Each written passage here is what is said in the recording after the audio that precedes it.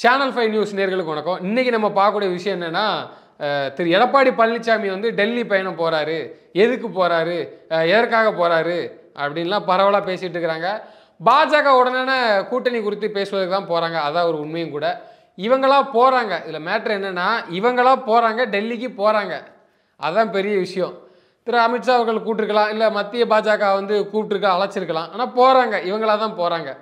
அதே நேரத்தில் வந்து பழனிசாமி அவர்களிடம் வந்து பத்திரிகையாளர் கேட்ட கேள்விக்கு வந்து என்ன பதில் சொல்றாருன்னா, நான் வந்து எனது கட்சி தலைமை அலுவலகத்தை வந்து பார்க்க போறேன் அப்படின்னு அவர் ஒரு பதிலை சொல்றாப்புல. முதல்ல அவர் மட்டும்தான் போற மாதிரி இருந்துச்சு. அதுக்கப்புறம் எஸ்பி வேலுமணி, இப்போ வந்து கேபி முனுசாமி வேற போறாங்க. கிட்டத்தட்ட ஒரு 5 தலைவர்களுக்கு மேல போறாங்க. சரி, எதுக்கு போறாங்கன்னு பார்த்தீங்கன்னா, முழுக்க முழுக்க பாஜகவுடனான கூட்டணி குறித்து பேசுவதற்கு தான் போறாங்க. அதுக்கு அவங்க ஒரு பதிலையும் சொல்றாங்க. அது ஒரு பக்கம் இருக்கட்டு. அதே நேரத்தில் திரு ஸ்டாலின் அவர்கள் வந்து சட்டசபையில் பேசுறாரு. ஒரு எதிர்க்கட்சி தலைவர் வந்து டெல்லிக்கு போறாரு. அவர் எதுக்காண்டி போறாரு எல்லாத்துக்கும் தெரியும் அப்படின்ட்டு. என்னமோ இவர் அசெம்பிளியில் பேசி தான் வந்து இந்த கள்ள உறவு நல்ல உறவு வந்து மக்களுக்கு தெரியப்படுத்தணுங்கிற ஒரு விதத்தில் தான் திரு ஸ்டாலின் அவர்கள் பேசுறாரு. பொதுவாக ஒரு கேள்வி என்னன்னா, தமிழ்நாட்டில் எவ்வளவோ பிரச்சனை இருக்கு. ஆனால் அது குறித்துலாம் வந்து பேச மாட்டாங்க. அது குறித்து பேசுவதற்கும் அப்பா அவர்கள் நேரமும் கொடுக்க மாட்டாங்க. முக்கியமாக இதை வந்து எப்படி பயன்படுத்துறாங்க பாருங்க திமுக.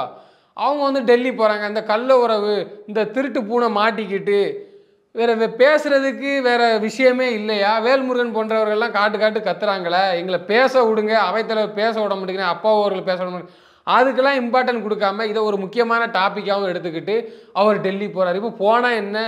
பாஜக உடனே எடப்பாடி கூட்டணி வச்சாதான் இப்போ என்ன? இப்போ அதான் பெரிய விஷயமே. வச்சா என்ன? அவருக்கு தெரியுது பழனிசாமி அவர்களுக்கு.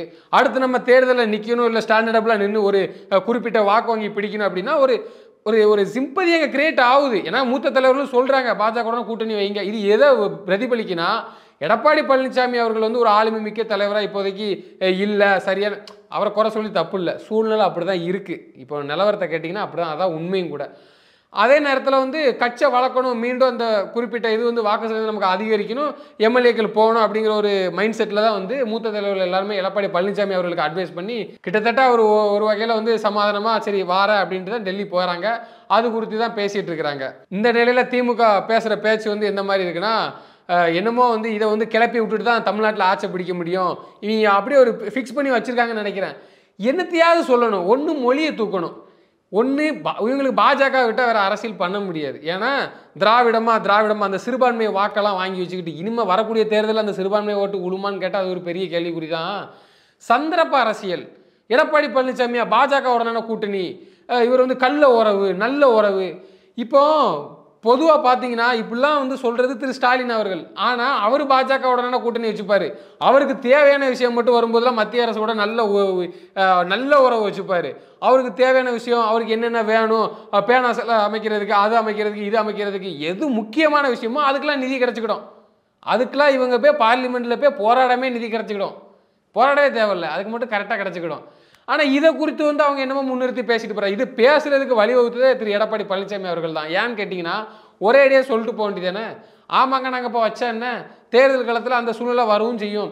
அவர் மைக்கு போடுற நேரம்ல அவர் என்ன சொல்கிறாருன்னா, இல்லை அப்படி ஒன்றும் இல்லை, நாங்கள் பாஜக கூட்டல, பாஜக பேசுறது ஃபுல்லாக தொடர்ந்து பேசி இப்படி வச்சுக்கிட்டு இன்றைக்கி வந்து இந்த குத்துதே கொடையுதேங்கிற மாதிரி தான். அவங்களுக்கு ஒரு ஒரு ஒரு ப்ரெஸ் மீட்டில் பேசுறதுக்கு எவ்வளோ நேரம் ஆகிறப்போகுது?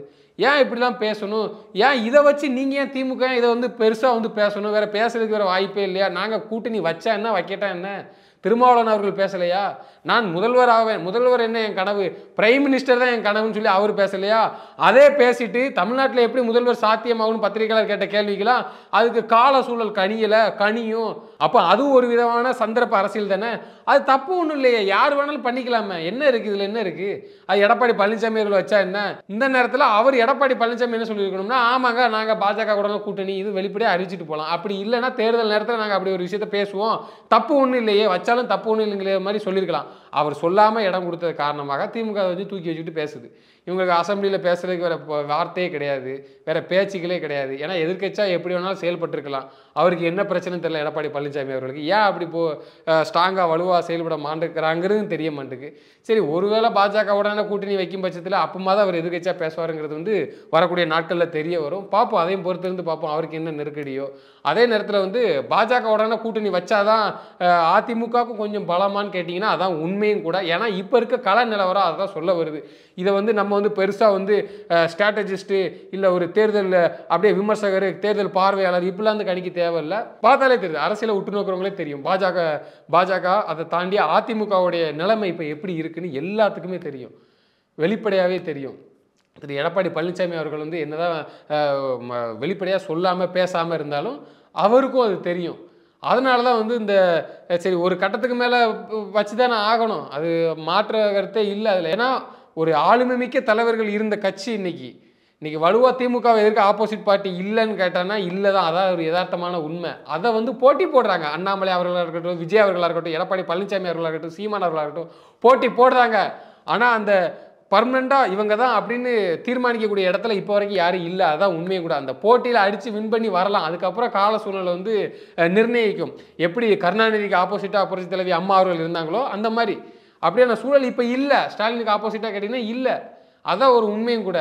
இதை வந்து லாபகமாக பயன்படுத்திக்க வந்து பார்க்கணும், இல்லை அதை வந்து இப்படி தான் பயன்படுத்திக்கணும்னு கேட்டால் அதிமுக வந்து ஒத்துழைச்சி போய் தான் ஆகணும், வேறு வழி இல்லை. தனிச்சு நின்று அன்றைக்கி அந்த கட்சியோட நிலைமை பெரிய கேள்விக்குறி, அதான் ஒரு உண்மையும் கூட. அதே நேரத்தில் அதிமுக பாஜக கூட்டணி உறுதியாகும் பட்சத்தில் முதல்வர் கேண்டிடேட் யார், அப்போ இதெல்லாம் வந்து ஒரு பெரிய விவாத பொருளாகவே வரும்.